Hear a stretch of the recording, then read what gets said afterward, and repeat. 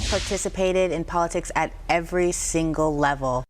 That was Corrin Rankin with me days before she was elected chairwoman of California's Republican Party. Well, it's been about 100 days since that election, and now Corrin Rankin is back with us here in studio for an update. Welcome back to The Issue Is. Good to see you. Thank you for having me. So, what would you say is your signature accomplishment in the first 100 days? Well, when I ran for chair of the California Republican Party, I ran on a phrase of going on the offense. And so that's just what I intended to do.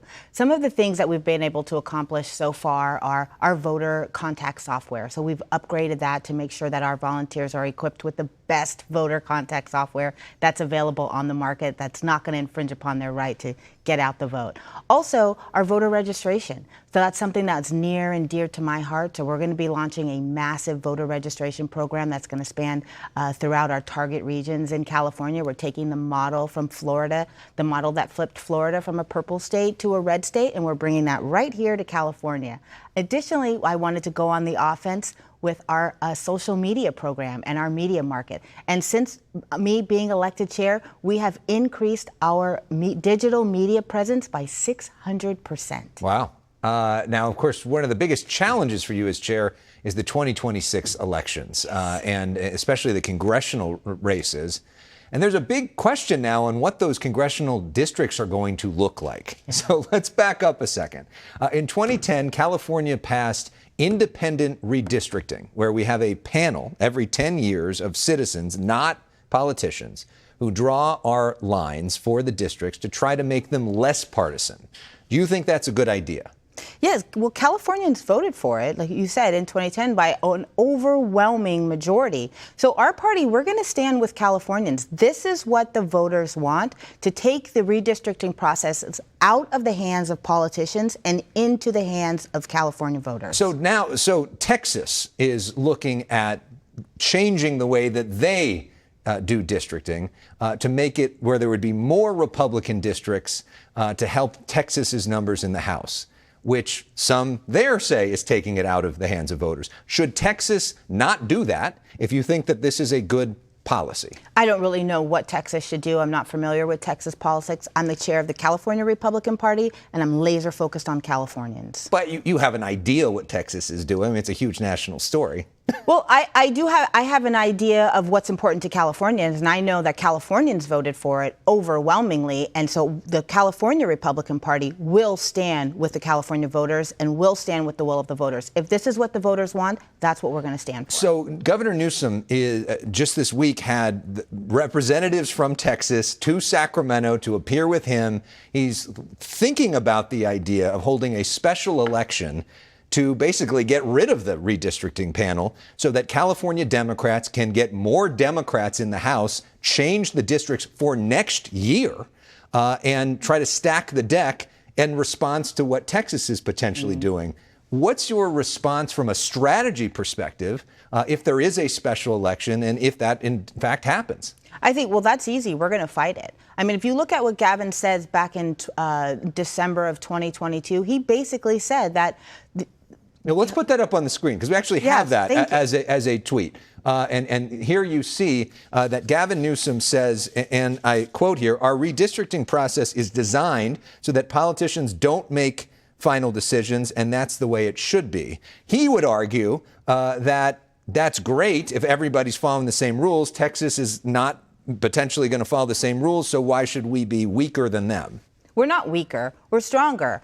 This is what California voters want, and this is what the California voters deserve. I don't think that Gavin Newsom trying to start his continued political fight with the president is a reason to change the Constitution and to take California voters' rights away. But what if California voters in a special election say, we're with Governor Newsom because we want a Democratic House? Well, we're not going to encourage that. We respect our independent redistricting process. In terms of the 2026, I know you would like the focus for a lot of these issues to be on state issues. Yes. Talking about homelessness and affordability and crime and a lot of the problems here in California. We've seen with a lot of these immigration raids that it has made a lot of the narrative about that, about national issues, about President Trump, about some of those images. From a strategy perspective, in terms of winning elections in California, are some of those ICE raids making your job harder?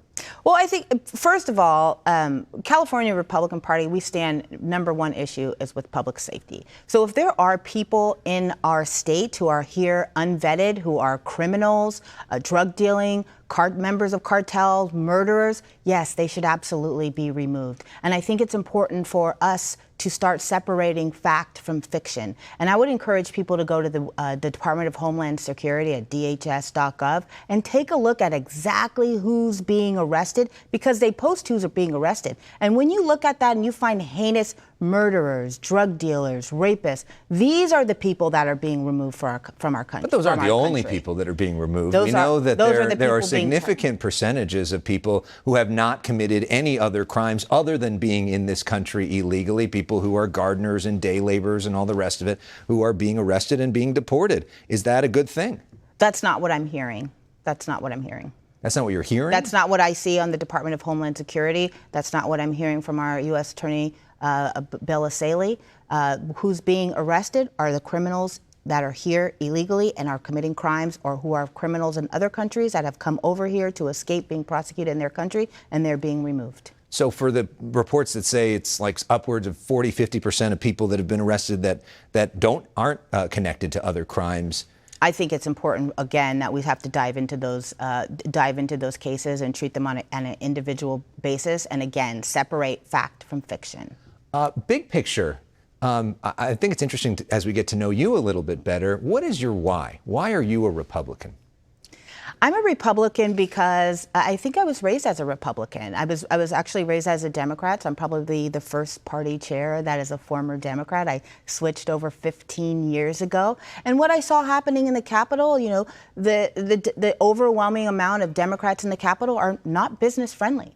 They're not friendly to the economy. They're not friendly to our kitchen table issues, our taxes, the price of gas, the price of groceries. And, you know, they don't protect small businesses.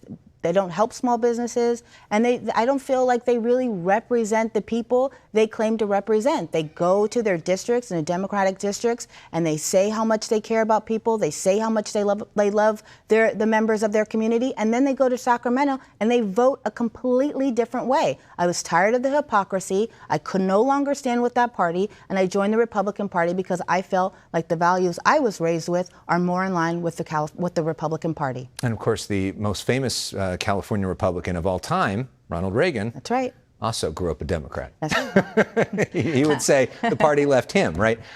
So we end with something fun. It's called Personal Issues. This is some of your personal favorites, cultural favorites, as we get to know you. First thing that comes to mind, okay? So Corrin Rankin, what's your favorite TV show? My favorite TV show, I watch everything on Bravo, I have to Okay, admit. Real Bravo's Housewives? my favorite channel. I like the Real Housewives. Yeah. I have no favorites. I watch them all. Favorite movie? Right now, my favorite movie would probably be, I think A Star is Born. I still watch that on a regular basis. Gaga. Favorite band or musical artist? That's hard for me because I listen to so many genres of music. I'd probably say maybe like just the 1990s classics or some of what's in my current playlist. It was a great era on so many different levels, from Tupac and Biggie to NSYNC and Britney. We had a lot of Mariah, so much good stuff in the 90s. And lastly, who is your role model? Politically or in life? I would Either say one. politically.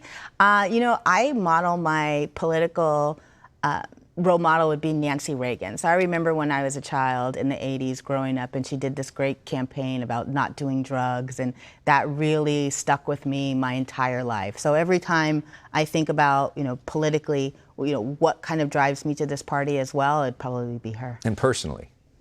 Personally,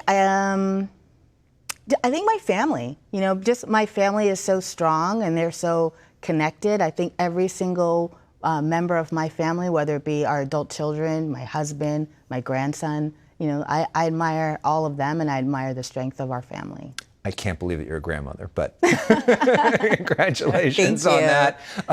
That's a big headline. Thank you for being here. I appreciate you sharing your views. And again, congrats on the relatively new gig. Thank you. All right.